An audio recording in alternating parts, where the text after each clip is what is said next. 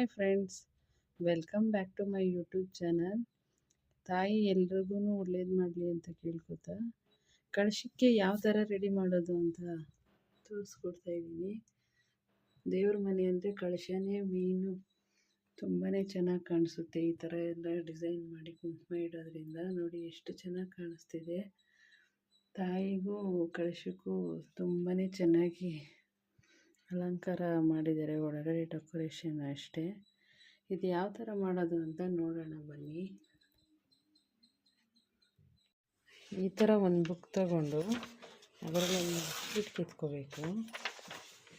Sheet ತೊಗೊಂಡು ಈ ಥರ ಫೋಲ್ಡ್ ಮಾಡಿಕೊಂಡು ಸ್ವಲ್ಪ ಇದು ಅನುಭವ ಇರೋದ್ರಿಂದ ನಾನು ಬೇಗ ಮಾಡ್ತೀನಿ. ನೀವು ಬೇಕಿದ್ರೆ ಈ ಥರ ಡಾಟ್ ಹಾಕ್ಕೊಂಡು ಎಲ್ಲಿವರೆಗೂ ಬೇಕೋ ಆ ಥರ ಮಾಡ್ಕೋಬೋದು. ಕಾಯಿ ಅಳತೆ ನೋಡಿಕೊಂಡು ಇದನ್ನು ಬಿಡಿಸ್ಕೋಬೇಕಾಗುತ್ತೆ.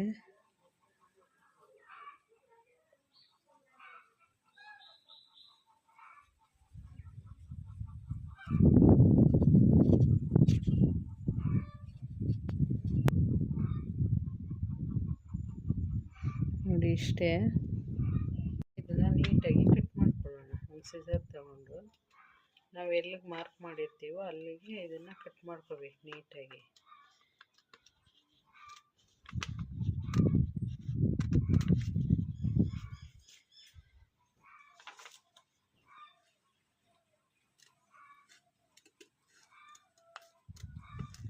ನಾವು ಯಾವ ಥರ ಚಿತ್ರ ಬಿಡಿಸ್ಕೊಂಡು ಆಗಲೇ ಒಂದೇಳೆ ಮೊಗ್ಗು ಥರ ಬಿಡಿಸಿದ್ವಿ. ಈಗ ಎರಡೆರಡು ಮಾಡೋಣ. ತುಂಬಾ ಈಸಿ. ಅಂದರೆ ಏನೇ ಮಾಡಲಿ ಕಾಯಿ ಎಷ್ಟಪ್ಪ ಇದೆಯೋ ಅದನ್ನು ನೋಡಿ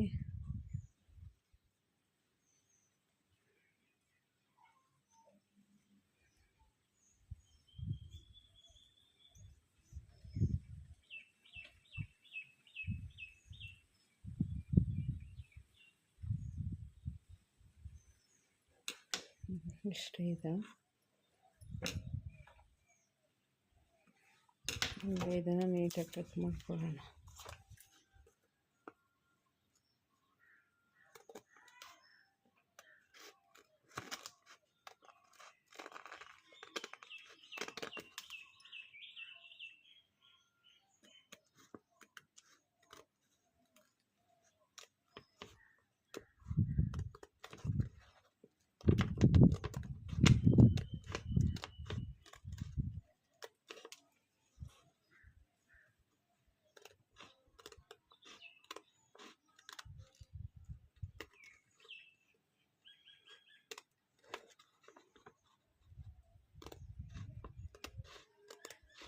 ಇದರಲ್ಲೂ ಇನ್ನು ತುಂಬ ಡಿಸೈನ್ಸ್ ಮಾಡ್ತಾರೆ.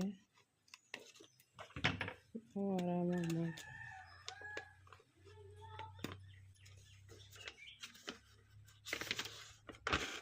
ನೋಡಿ ಒಂದಿಷ್ಟೇ ಆಗಲೇ ತೋರಿಸ್ದಂಗೆ ನಿಮ್ದು ಹಂಗೂ ಕೆಳಗಡೆ ಒಂದು ಮಾರ್ಕ್ ಬೇಕು ಅಂದರೆ ಇದು ಒಂದು ಇಟ್ಕೊಂಡ್ರು ಆಯಿತು.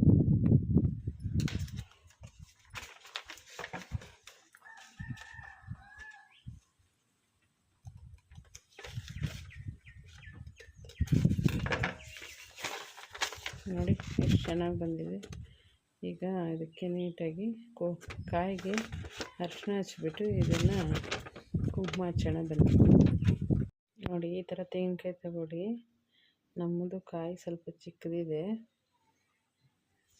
ಅದಕ್ಕೆ ನಾನು ಸ್ವಲ್ಪ ಚಿತ್ರ ಚಿಕ್ಕದಾಗಿ ಬಿಡಿಸ್ಕೊಂಡಿದ್ದೀನಿ. ಈ ಥರ ನೀರಲ್ಲಿ ತ್ಯಾಮ ಮಾಡಿಕೊಂಡು ಅರಿಶಿನ ಹಚ್ಕೋತಾ ಇದ್ದೀನಿ ನೀಟಾಗಿ.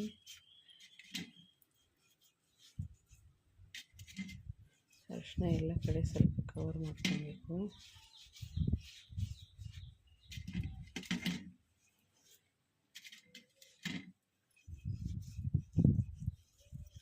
ಈ ಥರ ಕಣ್ಣು ಎಲ್ಲೂ ಕಾಣಿಸ್ಬಾರ್ದು ಆ ಥರ ಇರೋ ಕಾಯಿನೇ ತಗೊಳ್ಳಿ.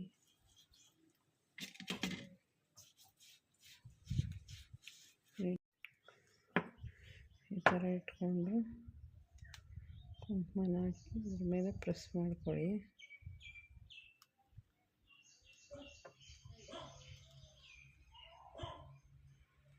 ನಿಧಾನಕ್ಕೆ ಈ ಥರ ಮಾಡ್ಕೊಳ್ಳಿ. ನೋಡಿ ಎಷ್ಟು ಚೆನ್ನಾಗಿ ಬಂದಿದೆ. ತುಂಬಾ ಚೆನ್ನಾಗಿ ಬಂದಿದೆ. ನಿಮ್ಮ ಮನೇಲಿ ಟ್ರೈ ಮಾಡಿ ಹೇಗೆ ಬಂತು ಅಂತ ಕಮೆಂಟಲ್ಲಿ ತಿಳಿಸಿ.